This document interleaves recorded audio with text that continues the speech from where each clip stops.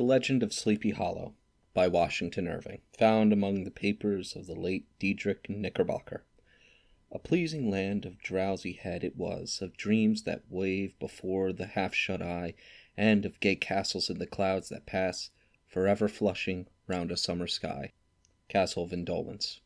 In the bosom of one of those spacious coves which indent the eastern shore of the Hudson, at the broad expansion of the river denominated by the ancient Dutch navigators the Tappan Zee, and where they always prudently short-sailed, and implored the protection of St. Nicholas when they crossed, there lies a small market town, or rural port, which by some is called Greensburg, but which is more generally and properly known by the name of Tarrytown. This name was given, we are told, in former days by the good housewives of the adjacent country from the inveterate propensity of their husbands to linger about the village tavern on market days. Be that as it may, I do not vouch for the fact, but merely advert to it, for the sake of being precise and authentic. Not far from this village, perhaps about 2 miles, there is a little valley, or rather lap of land, among high hills, which is one of the quietest places in the whole world. A small brook glides through it, with just murmur enough to lull one to repose, and the occasional whistle of a quail or tapping of a woodpecker is almost the only sound that ever breaks in upon the uniform tranquillity. I recollect that when a stripling, my first exploit in squirrel shooting was in a grove of tall walnut trees that shades one side of the valley. I had wandered into it at noontime, when all nature is peculiarly quiet, and was startled by the roar of my own gun as it broke the Sabbath stillness around and was prolonged and reverberated by the angry echoes. If ever I should wish for a retreat, whither I might steal from the world and its distractions, and dream quietly away the remnant of a troubled life, I know of none more promising than this little valley. From the listless repose of the place and the peculiar character of its inhabitants, who are descended from the original Dutch settlers, this sequestered glen has long been known by the name of Sleepy Hollow, and its rustic lads are called the Sleepy Hollow Boys throughout all the neighboring country. A drowsy, dreamy influence seems to hang over the land and to pervade the very atmosphere. Some say that the place was bewitched by a high German doctor during the early days of the settlement, others that an old Indian chief, the prophet or wizard of his tribe, held his powwows there before the country was discovered by Master Hendrik Hudson. Certain it is, the place still continues under the sway of some witching power that holds a spell over the minds of the good people, causing them to walk in a continual reverie. They are given all kinds of marvelous beliefs, are subject to trances and visions, and frequently see strange sights and hear music and voices in the air. The whole neighborhood abounds with local tales, haunted spots, and twilight superstitions. Stars shoot and meteors glare oftener across the valley than in any other part of the country, and the nightmare, with her whole ninefold, seems to make it the favorite scene of her gambols. The dominant spirit, however, that haunts this enchanted region, and seems to be commander-in-chief of all powers of the air, is the apparition of a figure on horseback without a head. It is said by some to be the ghost of a Hessian trooper whose head had been carried away by a cannonball in some nameless battle during the Revolutionary War, and who is ever and anon seen by the country folk hurrying along in the gloom of the night as if on the wings of the wind. His haunts are not confined to the valley, but extend at times to the adjacent roads, and especially to the vicinity of a church at no great distance. Indeed, certain of the most authentic historians of those parts, who have been careful in collecting and collating the floating facts concerning this spectre, allege that the body of the trooper, having been buried in the churchyard, the ghost rides forth to the scene of the battle in nightly quest of his head, and that the rushing speed with which he sometimes passes along the hollow, like a midnight blast, is owing to his being belated and in a hurry to get back to the churchyard before daybreak. Such is the general purport of this legendary superstition, which has furnished materials for many a wild story in the region of shadows, and the spectre is known at all country firesides by the name of the Headless Horseman of Sleepy Hollow. It is remarkable that the visionary propensity I have mentioned is not confined to the native inhabitants of the valley, but is unconsciously imbibed by every one who resides there for a time. However wide awake they may have been before they entered that sleepy region, they are sure in a little time to inhale the witching influence of the air and begin to grow imaginative, to dream dreams and see apparitions. I mention this peaceful spot with all possible laud, for it is in such little retired Dutch valleys, found here and there embosomed in the great state of New York, that population, manners, and customs remain fixed, while the great torrent of migration and improvement, which is making such incessant changes in other parts of the restless country, sweeps by them unobserved. They are like those little nooks of still water which border a rapid stream, where we may see the straw and bubbling riding quietly at anchor or slowly revolving in their mimic harbor, undisturbed by the rush of the passing current. Though many years have elapsed since I trod the drowsy shades of Sleepy Hollow, yet I question whether I should not find the same trees and the same families vegetating in its sheltered bosom. In this by-place of nature there abode, in a remote period of American history, that is to say, some 30 years since, a worthy wight of the name of Ichabod Crane, who sojourned, or, as he expressed, tarried in Sleepy Hollow for the purpose of instructing the children of the vicinity. He was a native of Connecticut, a state which supplies the Union with pioneers for the mind as well as for the forest, and sends forth yearly its legions of frontier woodsmen and country schoolmasters. The cognomen of Crane was not inapplicable to his person. He was tall, but exceedingly lank, with narrow shoulders, long arms and legs, hands that dangled a mile out of his sleeves, feet that might have served for shovels, and his whole frame most loosely hung together. His head was small and flat at top, with huge ears, large green glassy eyes, and a long snipe nose, so that it looked like a weathercock perched upon his spindle neck to tell which way the wind blew. To see him striding along the profile of a hill on a windy day, with his clothes bagging and fluttering about him, one might have mistaken him for the genius of famine descending upon the earth, or some scarecrow eloped from a cornfield. His schoolhouse was a low building of one large room, rudely constructed of logs, the windows partly glazed and partly patched with leaves of old copybooks. It was most ingeniously secured at vacant hours by a withy twisted in the handle of the door and stakes set against the window shutters, so that, though a thief might get in with perfect ease, he would find some embarrassment in getting out, an idea most probably borrowed by the architect Jost van Houten from the mystery of an eel pot. The schoolhouse stood in a rather lonely but pleasant situation, just at the foot of a woody hill, with a brook running close by, and a formidable birch tree growing at one end of it. From hence the low murmurs of his pupils' voices, conning over their lessons, might be heard in a drowsy summer's day like the hum of a beehive, interrupted now and then by the authoritative voice of the master in the tone of menace or command, or, peradventure, by the appalling sound of the birch as he urged some tardy loiterers along the flowery path of knowledge. Truth to say, he was a conceited man, and ever bore in the mind of the golden maxim, spare the rod and spoil the child. Ichabod Crane's scholars certainly were not spoiled. I would not have it imagined, however, that he was one of those cruel potentates of the school who joy in the smart of their subjects. On the contrary, he administered justice with discrimination rather than severity, taking the burden off the backs of the weak and laying it on those of the strong. Your mere puny stripling, that winced at the least flourish of the rod, was passed by with indulgence, but the claims of justice were satisfied by inflicting a double portion of some little tough, wrong-headed, broad-skirted Dutch urchin, who sulked and swelled and grew dogged and sullen beneath the birch.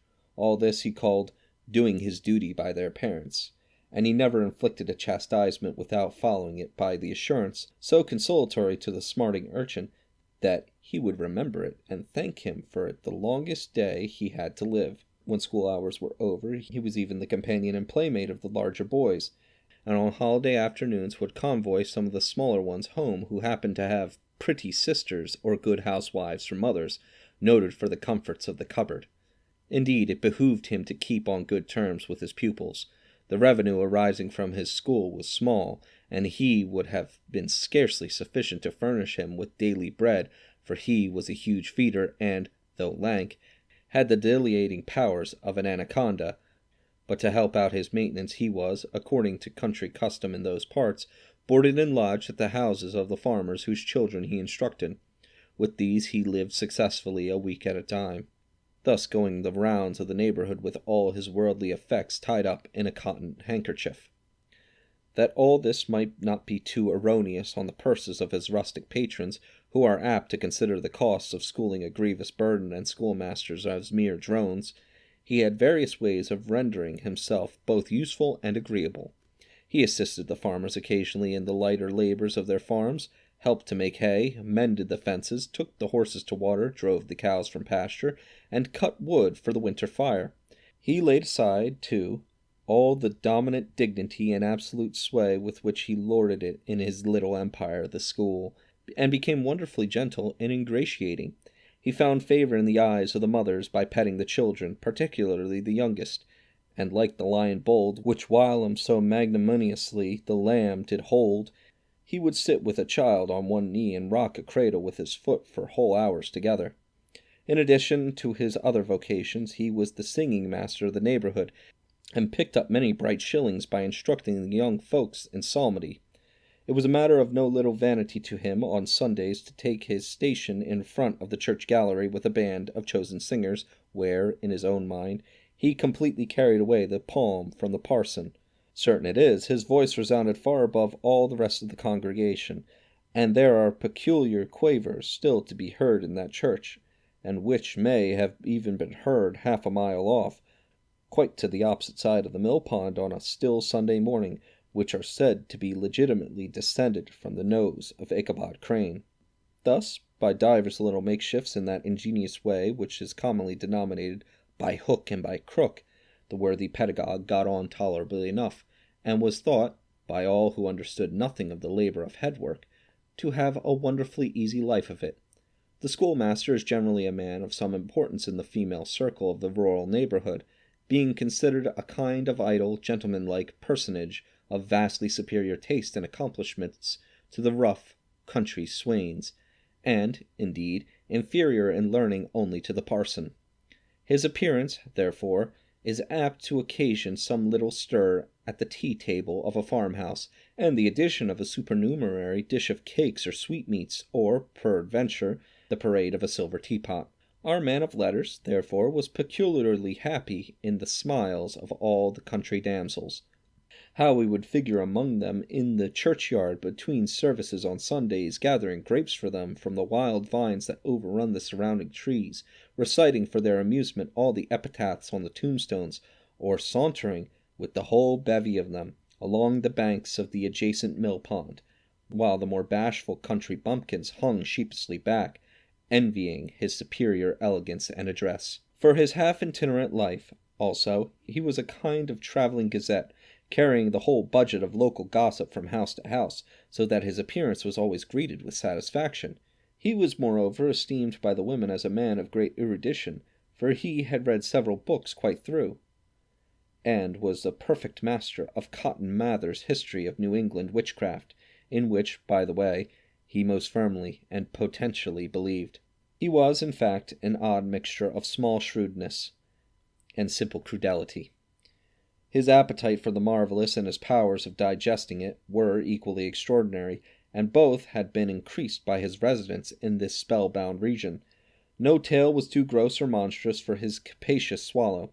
It was often his delight, after his school was dismissed in the afternoon, to stretch himself on the rich bed of clover bordering the little brook that whimpered by his schoolhouse, and there con over old Mather's direful tales until the gathering dusk of the evening made the printed page a mere mist before his eyes. Then, as he wended his way by the swamp and stream and awful woodland to the farmhouse where he happened to be quartered, every sound of nature at that witching hour fluttered his excited imagination, the moan of the whippoorwill from the hillside, the boding cry of the tree-toad, the harbinger of storm, the dreary hooting of the screech-owl, or the sudden rustling in the thicket of birds frightened from their roosts. The fireflies, too, which sparkled most vividly in the darkest places, now and then startled him as one of uncommon brightness would stream across his path, and if by chance a huge blockhead of a beetle came winging his blundering flight against him, the poor varlet was ready to give up the ghost, with the idea that he was struck with a witch's token. His only resource on such occasions, either to drown thought or drive away evil spirits, was to sing psalm tunes. And the good people of Sleepy Hollow, as they sat by their doors of an evening, were often filled with an awe at hearing his nasal melody, in linked sweetness long drawn out, floating from the distant hill or along the dusky road. Another of his sources of fearful pleasure was to pass long winter evenings with the old Dutch wives as they sat spinning by the fire, with a row of apples roasting and spluttering along the hearth, and listen to their marvelous tales of ghosts and goblins and haunted fields and haunted brooks and haunted bridges and haunted houses, and particularly of the headless horseman, or galloping Hessian of the hollow, as they sometimes called him. He would delight them equally by his anecdotes of witchcraft and portentous sights and sounds in the air which prevailed in the earlier times of Connecticut, and would frighten them woefully with speculations upon comets and shooting stars, and with the alarming fact that the world did absolutely turn round, and that they were half the time topsy-turvy. But if there was a pleasure in all this, while snugly cuddling in the chimney-corner of a chamber that was all of a ruddy glow from the crackling wood-fire, and where, of course, no spectre dared to show its face, it was dearly purchased by the terrors of his subsequent walk homewards. What fearful shapes and shadows beset his path amidst the dim and ghastly glare of a snowy night! With what wistful look did he eye every trembling ray of light streaming across the waste fields from some distant window! How often was he appalled by some shrub covered with snow, which, like a sheeted spectre, beset his every path! How often did he shrink with curdling awe at the sound of his own steps on the frosty crust beneath his feet, and dread to look over his shoulder, lest he should behold some uncouth being trampling close behind him! And how often was he thrown into complete dismay by some rushing blast howling among the trees, in the idea that it was the galloping Hessian on one of his nightly scourings! All these, however, were mere terrors of the night, phantoms of the mind, that walk in darkness, and though he had seen many spectres in his time, and had been more than once beset by Satan in divers shapes in his lonely perambulations, yet daylight put an end to all these evils, and he would have passed a pleasant life of it, in despite of the devil and all his works, if his path had not been crossed by a being that causes more perplexity to mortal man than ghosts, goblins, and the whole race of witches put together, and that was a woman. Among the musical disciples who assembled one evening in each week to receive his instructions in psalmody was Katrina van Tassel, the daughter and the only child of a substantial Dutch farmer. She was a blooming lass of fresh 18, plump as a partridge, ripe and melting, and rosy-cheeked as one of her father's peaches, and universally famed, not merely for her beauty, but her vast expectations. She was withal a little of a coquette, as might be perceived even in her dress, which was a mixture of ancient and modern fashions, as most suited to set off her charms. She wore the ornaments of pure yellow gold which her great-great-grandmother had brought over from Sardom, the tempting stomacher of the olden time, and the withal a provokingly short petticoat to display the prettiest foot and ankle in the country round. Ichabod Crane had a soft and foolish heart towards the sex, and it is not to be wondered at that so tempting a morsel soon found favour in his eyes, more especially after he had visited her in her paternal mansion. Old Baltus Van Tassel was a perfect picture of a thriving, contented, liberal-hearted farmer. He seldom, it is true, sent either his eyes or his thoughts beyond the boundaries of his own farm, but within those everything was snug, happy, and well-conditioned. He was satisfied with his wealth, but not proud of it, and piqued himself upon the hearty abundance, rather than the style, in which he lived. His stronghold was situated on the banks of the Hudson, in one of those green, sheltered, fertile nooks in which the Dutch farmers are so fond of nestling. A great elm tree spread its broad branches over it, at the foot of which bubbled up a spring of the softest and sweetest water in a little well formed of a barrel, and then stole sparkling away through the grass to a neighbouring brook that bubbled along among alders and dwarf willows. Hard by the farmhouse was a vast barn, that might have been served for a church, every window and crevice of which seemed bursting forth with the treasures of the farm. The flail was busily resounding within it from morning to night, swallows and martins skimmed twittering about the eaves, and rows of pigeons, some with one eye turned up, as if watching the weather, some of their heads under their wings or buried in their bosoms, and others, swelling and cooing and bowing about their dames, were enjoying the sunshine on the roof. Sleek, unwieldy porkers were grunting in the repose and the abundance of their pens, whence sailed forth, now and then, troops of suckling pigs as if to snuff the air. A stately squadron of snowy geese were riding in an adjoining pond, conveying whole fleets of ducks. Regiments of turkeys were gobbling through the farmyard, and guinea fowls fretting about it, like ill-tempered housewives, with their peevish, discontented cry.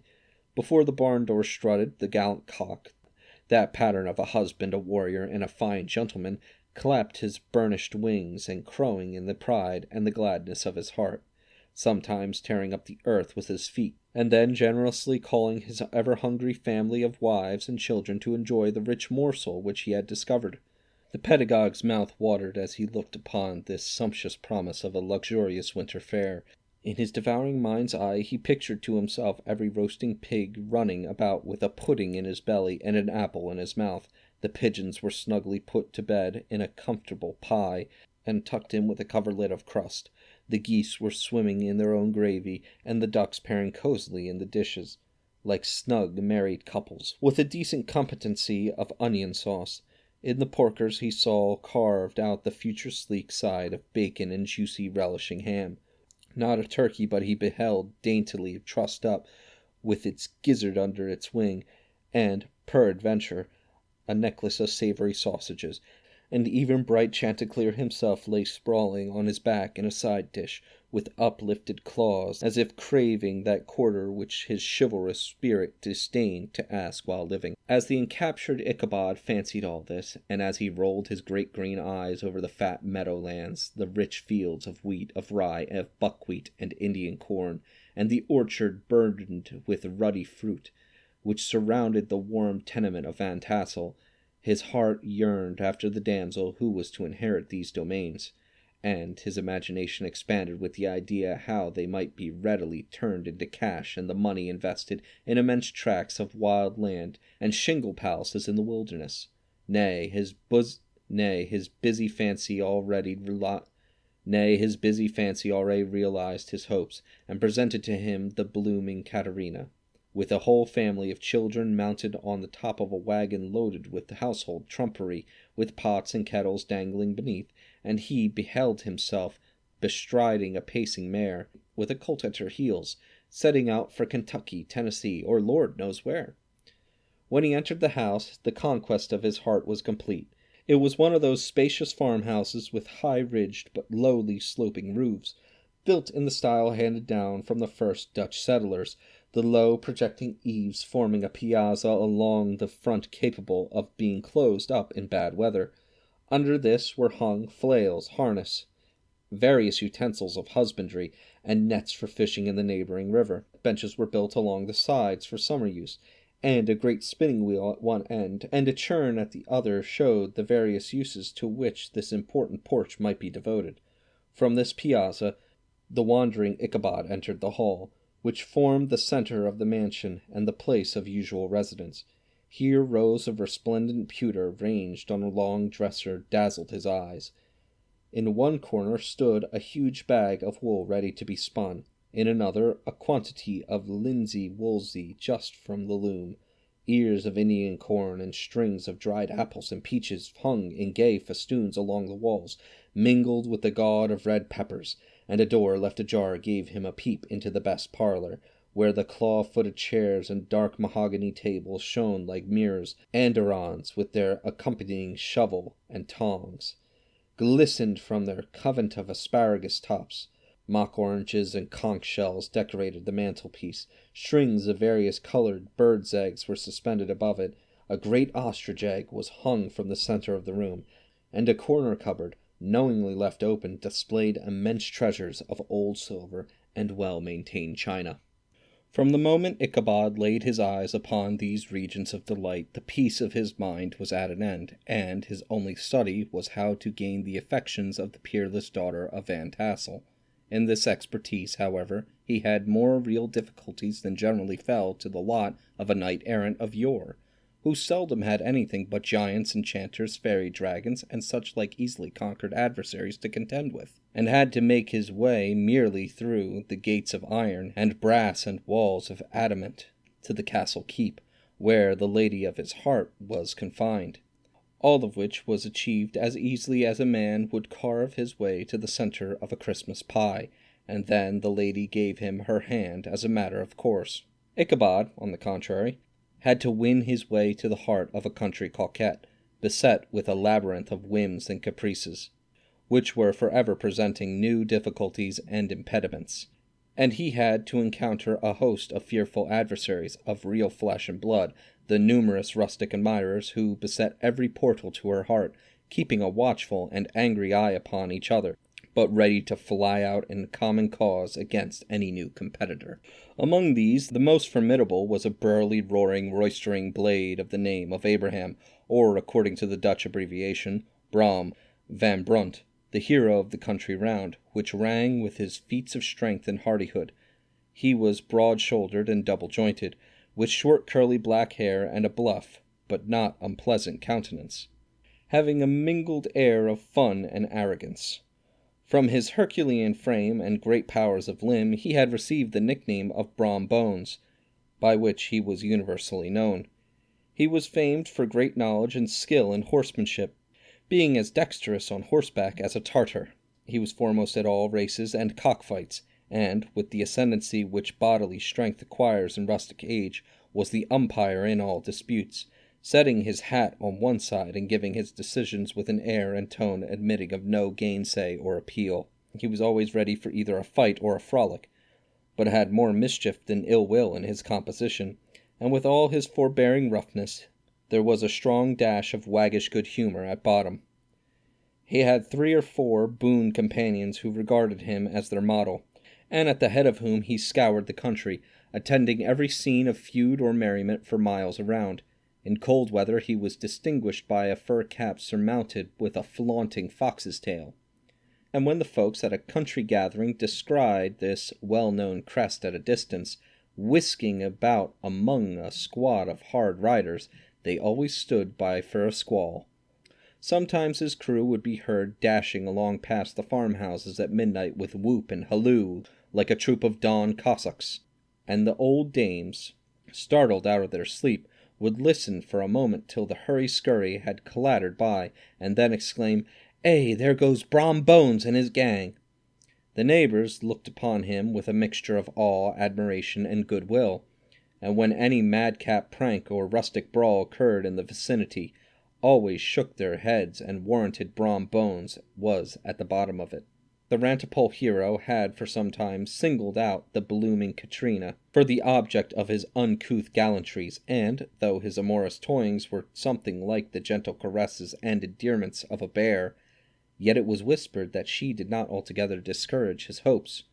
Certain it is, his advances were signals for rival candidates to retire who felt no inclination to cross a line in his amours, insomuch that when his horse was seen tied to Van Tassel's paling on a Sunday night, a sure sign that his master was courting, or, as it is termed, sparking, within all other suitors passed by in despair and carried the war into other quarters. Such was the formidable rival with whom Ichabod Crane had to contend, and, considering all things, a stouter man than he would have shrunk from the competition and a wiser man would have despaired. He had, however, a happy mixture of pliability and perseverance in his nature. He was in form and spirit like a supple-jack, yielding but although. Though he bent he never broke, and though he bowed beneath the slightest pressure, yet the moment it was away, jerk, he was as erect and carried his head as high as ever. To have taken the field openly against his rival would have been madness, for he was not a man to be thwarted in his amours, any more than that stormy lover Achilles. Ichabod, therefore, made his advances in a quiet and gently insinuating manner. Under cover of his character of singing master, he made frequent visits at the farmhouse. Not that he had anything to apprehend from the meddlesome interference of parents, which is so often a stumbling block in the path of lovers. Balt Van Tassel was an easy, indulgent soul. He loved his daughter better even than his pipe, and like a reasonable man and an excellent father, let her have her way in everything. His notable little wife, too, had enough to do to attend to her housekeeping and manage her poultry. For, as she sagely observed, ducks and geese are foolish things and must be looked after, but girls can take care of themselves. Thus, while the busy dame bustled about the house or plied her spinning wheel at one end of the piazza, honest Balt would sit smoking his evening pipe at the other, watching the achievements of a little wooden warrior who, armed with a sword in each hand, was most valiantly fighting the wind on the pinnacle of the barn. In the meantime, Ichabod would carry on his suit with the daughter by the side of the spring under the great elm, or sauntering along in the twilight, that hour so favorable to the lover's eloquence. I profess not to know how women's hearts are wooed and won. To me, they have always been matters of riddle and admiration. Some seem to have but one vulnerable point, or door of access, while others have 1,000 avenues and may be captured in 1,000 different ways. It is a great triumph of skill to gain the former, but still greater proof of generalship to maintain possession of the latter, for the man must battle for his fortress at every door and window. He who wins 1,000 common hearts is therefore entitled to some renown, but he who keeps undisputed sway over the heart of a coquette is indeed a hero. Certain it is, this was not the case when the redoubtable Brom Bones, and from the moment Ichabod Crane made his advances, the interests of the former evidently declined. His horse was no longer seen tied at the palings on Sunday nights, and a deadly feud gradually arose between him and the preceptor of Sleepy Hollow. Brom, who had a degree of rough chivalry in his nature, would fain have carried matters to open warfare, and have settled their pretensions to the lady accordingly to the mode of their concise and simple reasoners, the knight-errants of yore, by single combat.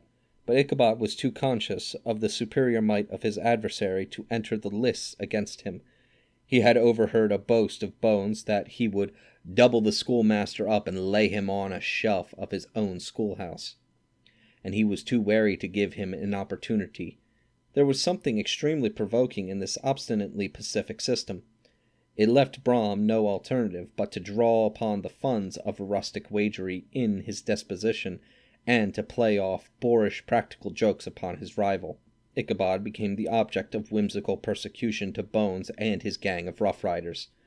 They harried his hitherto peaceful domains, smoked out his singing school by stopping up the chimney, broke into the schoolhouse at night in spite of its formidable fastings of withy and window stakes, and turned everything topsy-turvy so that the poor schoolmaster began to think all the witches in the country held their meetings there. But what was still more annoying, Brom took all opportunities of turning him into ridicule in presence of his mistress, and had a scoundrel dog whom he taught to whine in the most ludicrous manner, and introduced as a rival of Ichabod's, to instruct her in psalmody. In this way matters went on for some time without producing any material effect on the relative situation of the contending powers.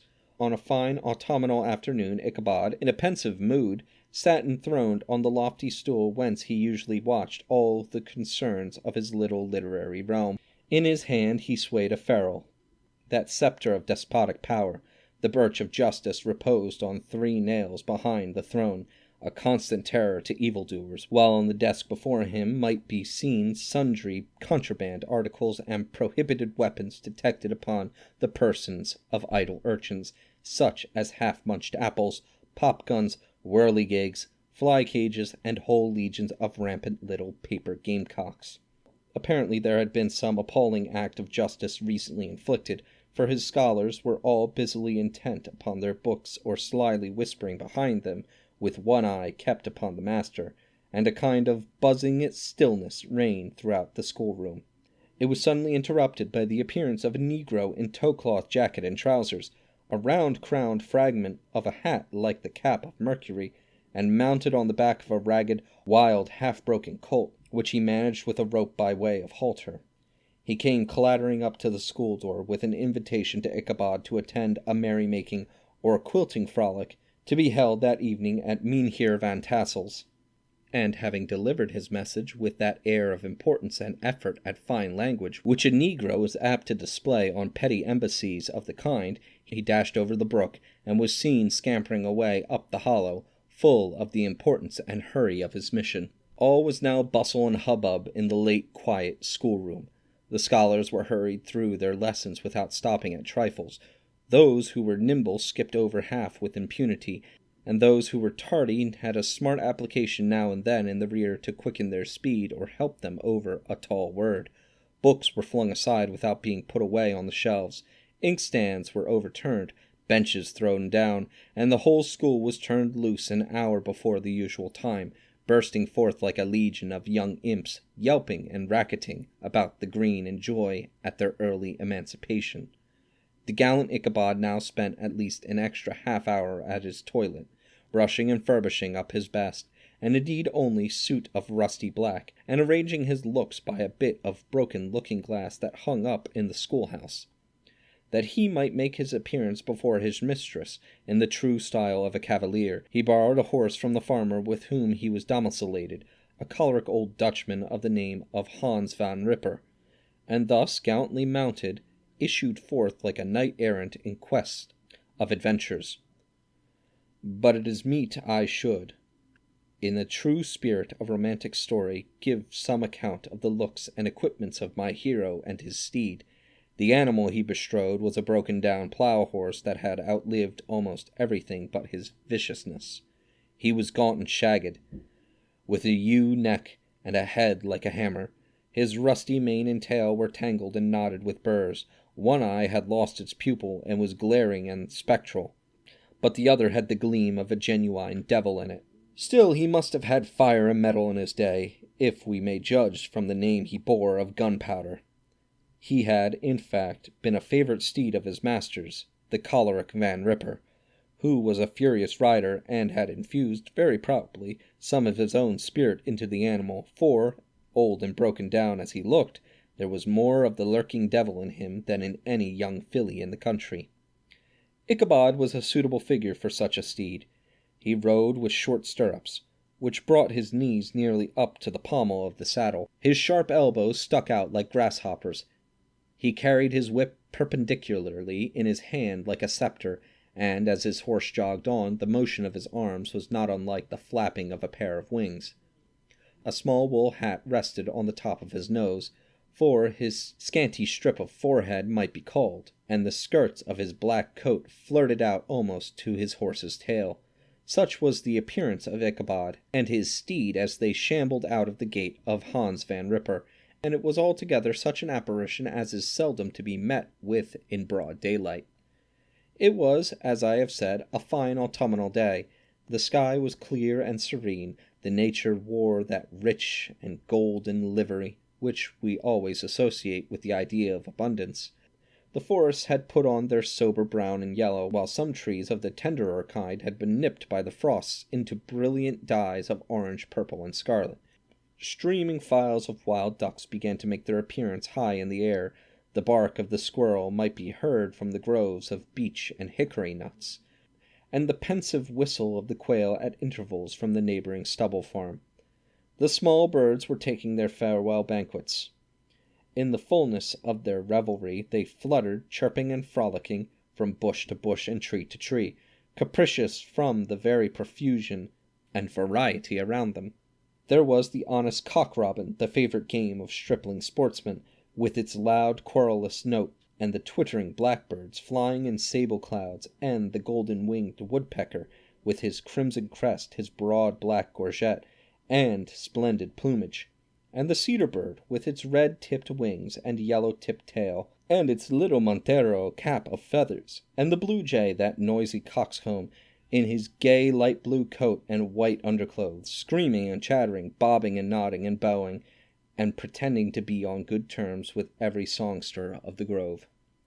As Ichabod jogged slowly on his way, his eye, ever open to every symptom of culinary abundance, ranged with delight over the treasures of jolly autumn. On all sides he beheld vast stores of apples, some hanging in oppressive opulence on the trees, some gathered into baskets and barrels for the markets, others heaped up in rich piles for the cider press. Farther on he beheld great fields of Indian corn, with its golden ears peeping from their leafy coverts, and holding out the promise of cakes and hasty pudding, and the yellow pumpkins lying beneath them, turning up their fair round bellies to the sun, and giving ample prospects of the most luxurious of pies. And anon he passed the fragrant buckwheat fields, breathing the odor of the beehive, and as he beheld them, soft anticipation stole over his mind of dainty slapjacks, well buttered and garnished with honey, or treacle by the delicate little dimpled hand of Katerina Van Tassel. Thus feeding his mind with many sweet thoughts and sugared suppositions, he journeyed along the sides of a range of hills which look out upon some of the goodliest scenes of the mighty Hudson. The sun gradually wheeled his broad disk down into the west. The wide bosom of the Tappan Zee lay motionless and glassy, excepting that here and there a gentle undulation waved and prolonged the blue shadow of the distant mountain. A few amber clouds floated in the sky without a breath of air to move them. The horizon was of a fine golden tint, changing gradually into a pure apple green, and from that into the deep blue of the mid-heaven. A slanting ray lingered on the woody crests of the precipices that overhung some parts of the river, giving greater depth to the dark gray and purple of their rocky sides. A sloop was loitering in the distance, dropping slowly down with the tide, her sail hanging uselessly against the mast, and as the reflection of the sky gleamed along the still water, it seemed as if the vessel was suspended in the air.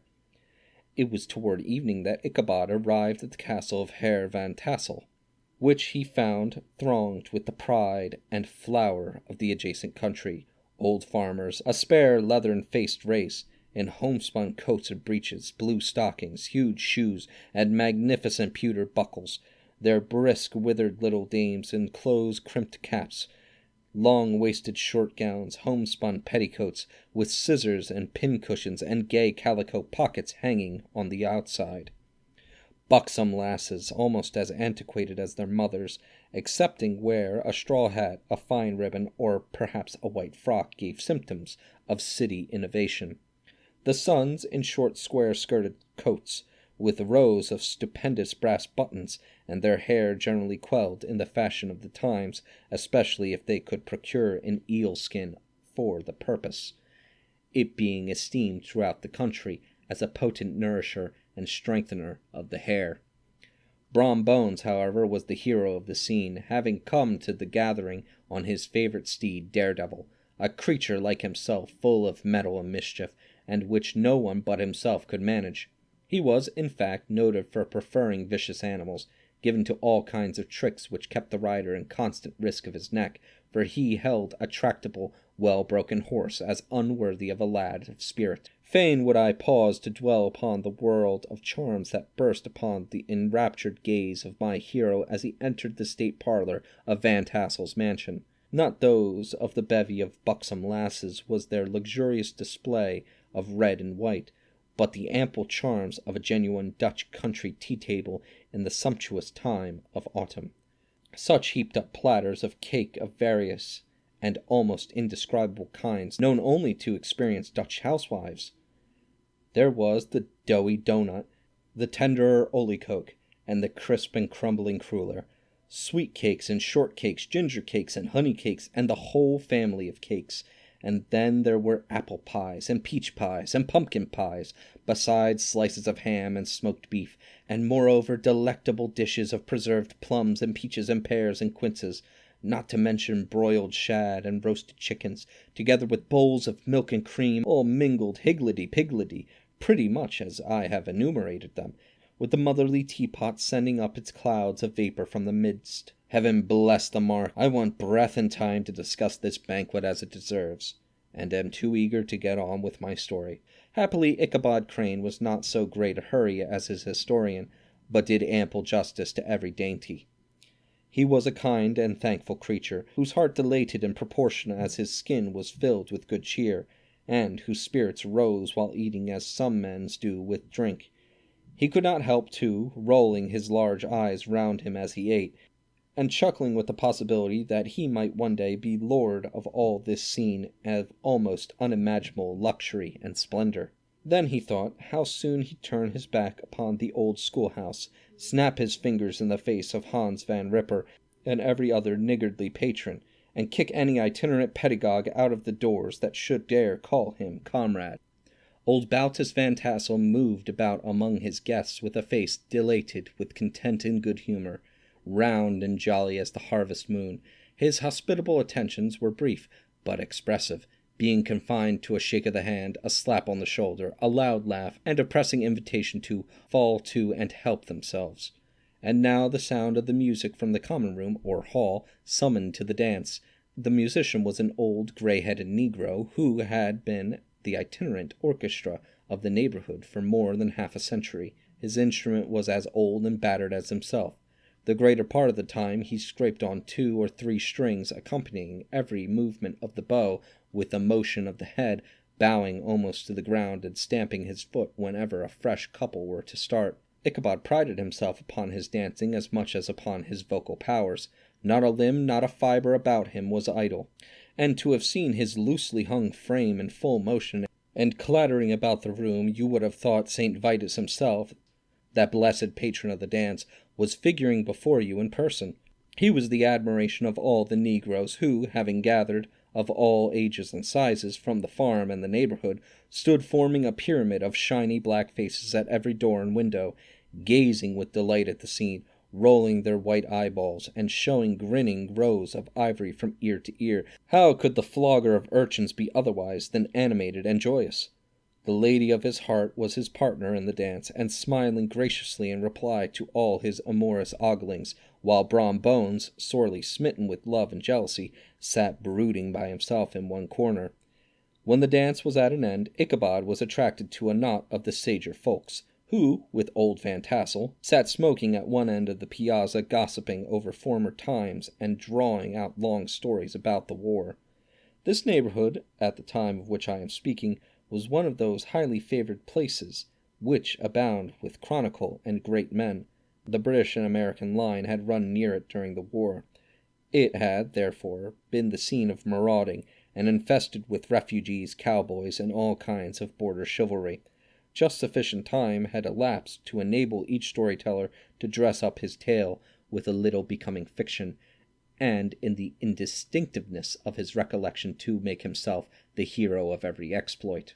There was the story of Dophy Martling, a large blue-bearded Dutchman, who had nearly taken a British frigate with an old iron 9-pounder from a mud breastwork, only that his gun burst at the 6th discharge. And there was an old gentleman who shall be nameless, being too rich a Mynheer to be lightly mentioned, who, in the battle of White Plains, being an excellent master of defence, parried a musket ball with a small sword, insomuch that he absolutely felt it whiz round the blade and glance off at the hilt, in proof of which he was ready at any time to show the sword, with the hilt a little bent. There were several more that had been equally great in the field, not one of whom but was persuaded that he had a considerable hand in bringing the war to a happy termination. But all these were nothing to the tales of ghosts and apparitions that succeeded. The neighborhood is rich in legendary treasures of the kind. Local tales of superstitions thrive best in these sheltered, long-settled retreats, but are trampled underfoot by the shifting throng that forms the population of most of our country places. Besides, there is no encouragement for ghosts in most of our villages, for they have scarcely had time to finish their first nap and turn themselves in their graves before their surviving friends have settled away from the neighborhood, so that when they turn over at night to walk their rounds, they have no acquaintance left to call upon. This is perhaps the reason why we so seldom hear of ghosts except in our long-established Dutch communities. The immediate causes, however, of the prevalence of supernatural stories in these parts was doubtless owing to the vicinity of Sleepy Hollow. There was a contagion in the very air that blew from the haunted region. It breathed an atmosphere of dreams and fancies infecting all the land. Several of the Sleepy Hollow people were present at Van Tassel's, and, as usual, were doling out their wild and wonderful legends. Many dismal tales were told about funeral trains, and mourning cries and wailings heard and seen about the great tree where the unfortunate Major André was taken, and which stood in the neighborhood. Some mention was made also of the woman in white, that haunted the dark glen at Raven Rock, and was often heard to shriek on winter nights before a storm, having perished there in the snow. The chief part of the stories, however, turned upon the favorite spectre of Sleepy Hollow, the Headless Horseman, who had been heard several times of the late patrolling the country, and, it was said, tethered his horse nightly among the graves in the churchyard. The sequestered situation of this church seems always to have made it a favourite haunt of troubled spirits. It stands on a knoll surrounded by locust trees and lofty elms, from among which its decent whitewashed walls shine modestly forth, like Christian purity beaming through the shades of retirement.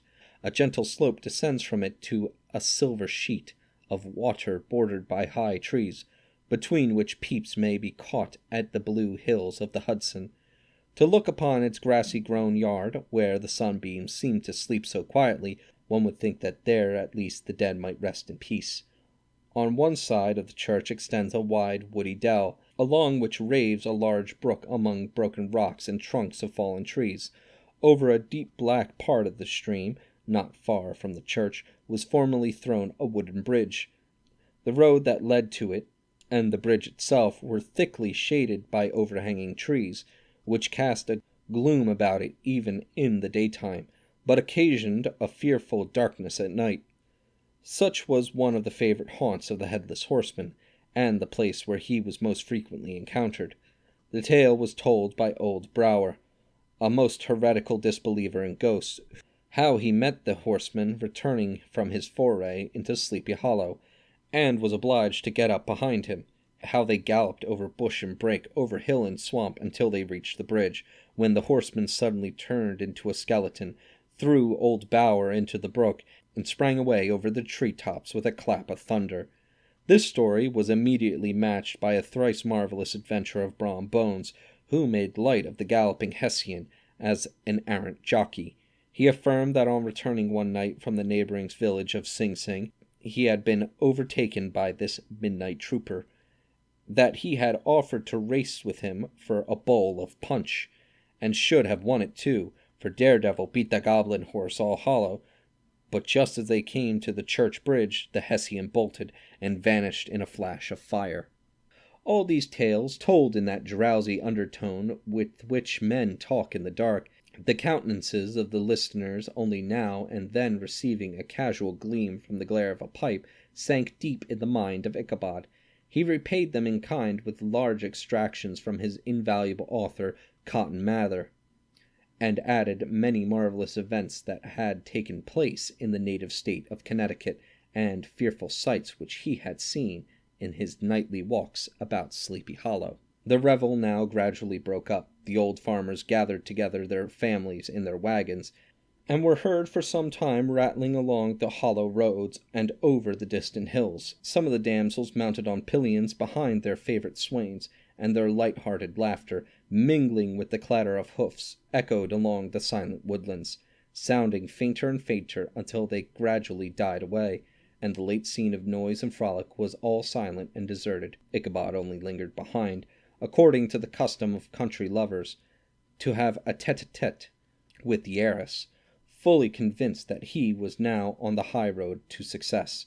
What passed at this interview I will not pretend to say, for in fact I do not know. Something, however, I fear me, must have gone wrong, for he certainly sallied forth, after no very great interval, with an air quite desolate and chop-fallen. Oh, these women, these women! Could that girl have been playing off any of her coquettish tricks? Was her encouragement of the poor pedagogue all a mere sham to secure her conquest of his rival? Heaven only knows, not I.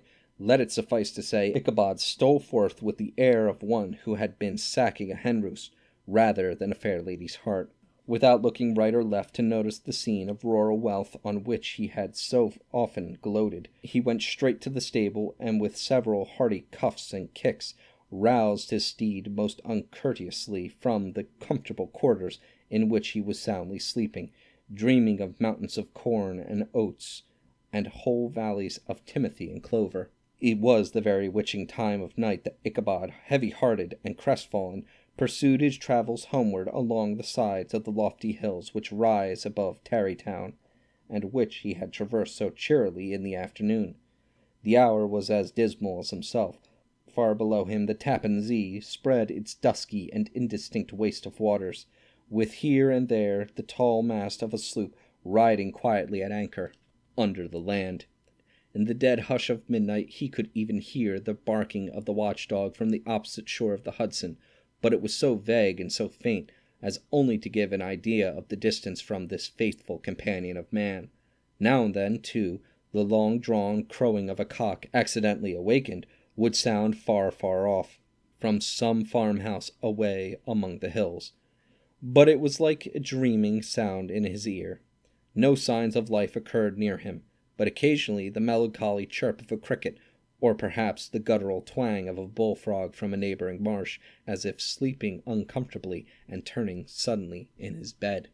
All the stories of ghosts and goblins that he had heard in the afternoon now came crowding upon his recollection. The night grew darker and darker. The stars seemed to sink deeper in the sky, and driving clouds occasionally hid them from his sight. He had never felt so lonely and dismal. He was, moreover, approaching the very place where many of the scenes of the ghost stories had been laid.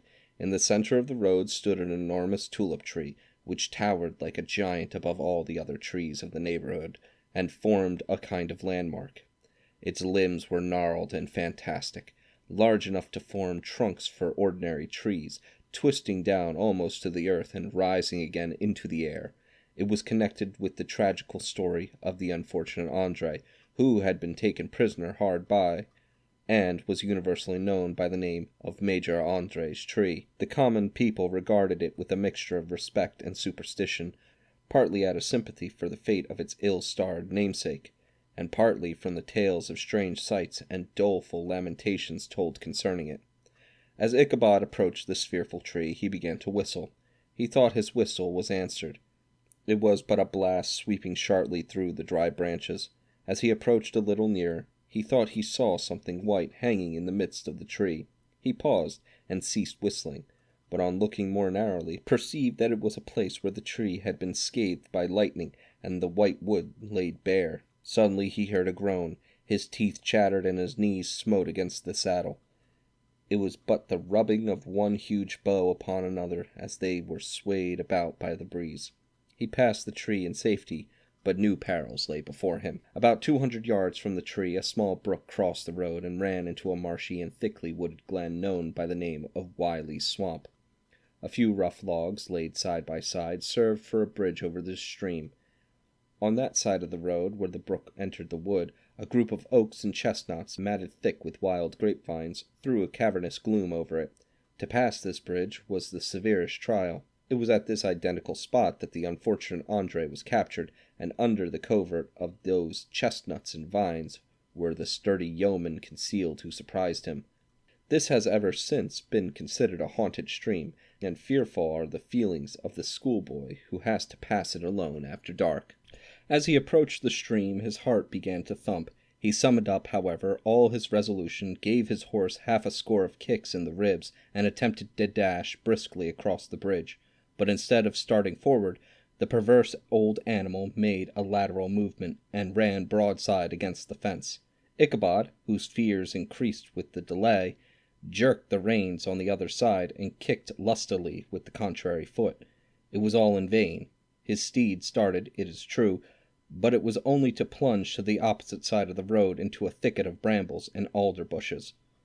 The schoolmaster now bestowed both whip and heel upon the travelling ribs of old Gunpowder, who dashed forward, snuffing and snorting, but came to a stand just by the bridge with a suddenness that had nearly sent his rider sprawling over his head. Just at this moment, a plashy tramp by the side of the bridge caught the sensitive ear of Ichabod. In the dark shadow of the grove, on the margin of the brook, he beheld something huge, misshapen, black, and towering. It stirred not, but seemed gathering up in the gloom, like some gigantic monster ready to spring upon the traveller. The hair of the affrighted pedagogue rose upon his head with terror.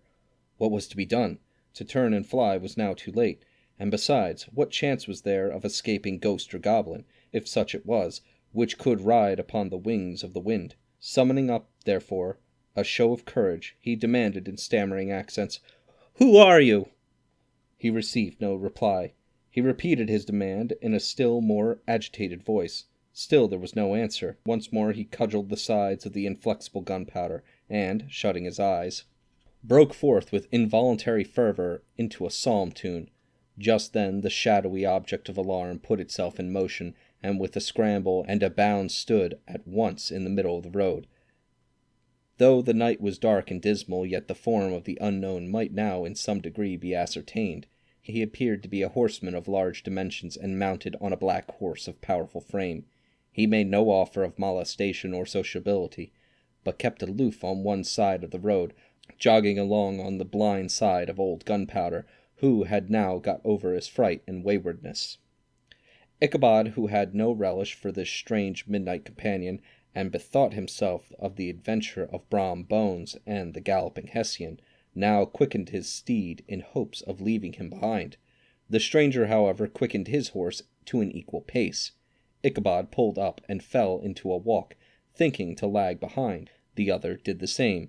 His heart began to sink within him. He endeavoured to resume his psalm tune, but his parched tongue clove to the roof of his mouth, and he could not utter a stave.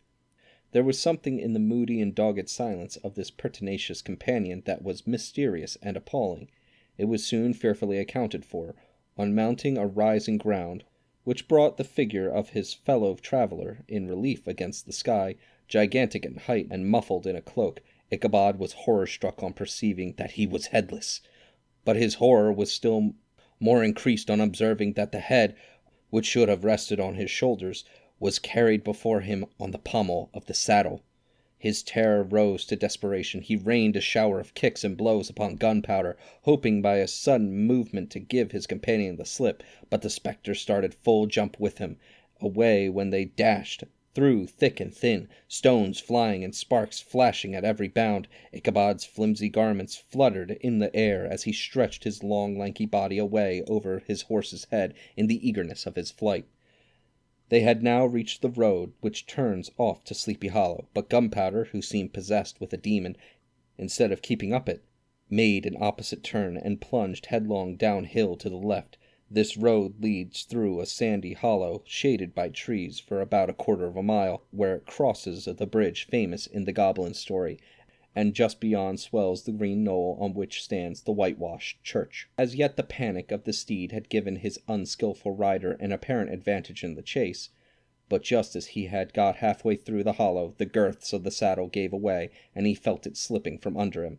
He seized it by the pommel and endeavoured to hold it firm, but in vain, and had just time to save himself by clasping old Gunpowder round the neck, when the saddle fell to the earth, and he heard it trampled under foot by his pursuer. For a moment the terror of Hans Van Ripper's wrath passed across his mind, for it was his Sunday saddle. But this was no time for petty fears. The goblin was hard on his haunches, and, unskilled rider that he was, he had much ado to maintain his seat, sometimes slipping on one side, sometimes on another, and sometimes jolted on the high ridge of the horse's backbone with a violence that he verily feared would cleave him asunder. An opening in the trees now cheered him with the hopes that the church bridge was at hand. The wavering reflections of a silver star in the bosom of the brook told him that he was not mistaken. He saw the walls of the church dimly glaring under the trees beyond. He recollected the place where Brom Bones's ghastly competitor had disappeared. "If I can but reach that bridge," thought Ichabod, "I am safe." Just then he heard the black steed panting and blowing close behind him. He even fancied that he felt his hot breath. Another convulsive kick in the ribs, and old Gunpowder sprang upon the bridge. He thundered over the resounding planks. He gained the opposite side, and now Ichabod cast a look behind to see if his pursuer should vanish, according to rule, in a flash of fire and brimstone. But then he saw the goblin rising in his stirrups, and in the very act of hurling his head at him. Ichabod endeavoured to dodge the horrible missile, but too late. It encountered his cranium with a tremendous crash. He was tumbled headlong into the dust, and Gunpowder, the black steed, and the goblin rider passed by like a whirlwind. The next morning the old horse was found, without his saddle and with the bridle under his feet, soberly cropping the grass at his master's gate. Ichabod did not make his appearance at breakfast. Dinner hour came, but no Ichabod. The boys assembled at the schoolhouse, and strolled idly about the banks of the brooks, but no schoolmaster. Hans Van Ripper now began to feel some uneasiness about the fate of poor Ichabod and his saddle. An inquiry was set on foot, and after diligent investigation they came upon his traces. In one part of the road leading to the church was found the saddle trampled in the dirt, the tracks of horses' hoofs, deeply dented in the road and evidently at furious speed, were traced to the bridge, beyond which, on the bank of a broad part of the brook, where the water ran deep and black, was found the hat of the unfortunate Ichabod, and close beside it a shattered pumpkin. The brook was searched, but the body of the schoolmaster was not to be discovered. Hans Van Ripper, as executor of his estate, examined the bundle which contained all his worldly effects. They consisted of 2 shirts and a half, 2 stocks for the neck, a pair or 2 of worsted stockings, an old pair of corduroy small clothes, a rusty razor, a book of psalm tunes full of dog ears, and a broken pitch pipe. As to the books and furniture of the schoolhouse, they belonged to the community, excepting Cotton Mather's History of Witchcraft, a New England almanac, and a book of dreams and fortune-telling, in which last was a sheet of foolscap, much scribbled and blotted in several fruitless attempts to make copy of verses in horror of the heiress of Van Tassel. These magic books and the poetic scrawl were forthwith consigned to the flames by Hans Van Ripper, who from that time forward determined to send his children no more to school, observing that he never knew any good come of this same reading and writing. Whatever money the schoolmaster possessed, and he had received his quarter's pay but a day or 2 before, he must have had about his person at the time of his disappearance. The mysterious event caused much speculation at church on the following Sunday. Knots of gazers and gossips were collected in the churchyard, at the bridge, and at the spot where the hat and pumpkin had been found. The stories of Brower, of Bones, and a whole budget of others were called to mind, and when they had diligently considered them all, and compared them with the symptoms of the present case, they shook their heads and came to the conclusion that Ichabod had been carried off by the galloping Hessian. As he was a bachelor and in nobody's debt, nobody troubled his head any more about him. The school was removed to a different quarter of the hollow, and another pedagogue reigned in his stead. It is true an old farmer, who had been down to New York on a visit several years after, and from whom this account of the ghostly adventure was received, brought home the intelligence that Ichabod Crane was still alive, that he had left the neighborhood partly through fear of goblins and Hans Van Ripper, and partly in mortification at having been suddenly dismissed by the heiress, that he had changed his quarters to a distant part of the country, had kept school and studied law at the same time, and had been admitted to the bar, turned politician, electioneered, written for the newspapers, and finally had been made a justice of the 10-pound court. Brom Bones, who shortly after his rival's disappearance conducted the blooming Katerina in triumph to the altar, was observed to look exceedingly knowing whenever the story of Ichabod was related, and always burst into a hearty laugh at the mention of the pumpkin, which led some to suspect that he knew more about the matter than he chose to tell. The old country wives, however, who are the best judges of these matters, maintain to this day that Ichabod was spirited away by supernatural means, and it is a favourite story often told about the neighbourhood round the winter evening fire. The bridge became more than ever an object of superstitious awe, and that may be the reason why the road has been altered of late years, so as to approach the church by the border of the mill pond. The schoolhouse, being deserted, soon fell to decay, and was reported to be haunted by the ghost of the unfortunate pedagogue, and the ploughboy, loitering homeward of a still summer evening, has often fancied his voice at a distance, chanting a melancholy psalm tune along the tranquil solitudes of Sleepy Hollow. Postscript found in the handwriting of Mr. Knickerbocker. The preceding tale is given almost in the precise words in which I heard it related at a corporation meeting of the ancient city of Manhattoes, at which were present many its sagest and most illustrious burghers.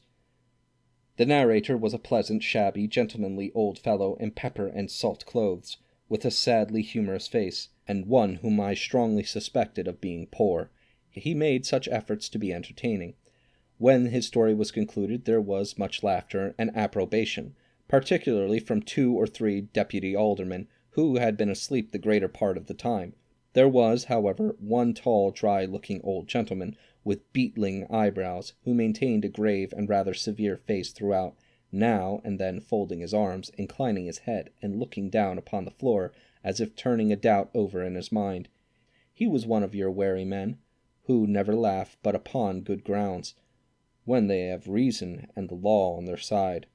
When the mirth of the rest of the company had subsided and silence was restored, he leaned one arm on the elbow of his chair, and sticking the other akimbo, demanded, with a slight but exceedingly sage motion of the head and contraction of the brow, what was the moral of the story and what it went to prove. The storyteller, who was putting a glass of wine to his lips as a refreshment after his toils, paused for a moment, looked at his inquirer with an air of infinite deference, and, lowering the glass slowly to the table, observed that the story was intended most logically to prove that there is no situation in life but has its advantages and pleasures, provided we will but take a joke as we find it. That therefore he that runs races with goblin troopers is likely to have rough riding of it. Ergo, for a country schoolmaster to be refused the hand of a Dutch heiress is a certain step to the high preferment in the state. The cautious old gentleman knit his brows tenfold closer after this explanation, being sorely puzzled by the ratiocination of the syllogism, while methought the one in salt and pepper eyed him with something of a triumphant leer. At length he observed that all this was very well, but still he thought the story a little on the extravagant. There were 1 or 2 points of which he had his doubts. "Faith, sir," replied the storyteller, "as to that matter I don't believe 1/2 of it myself."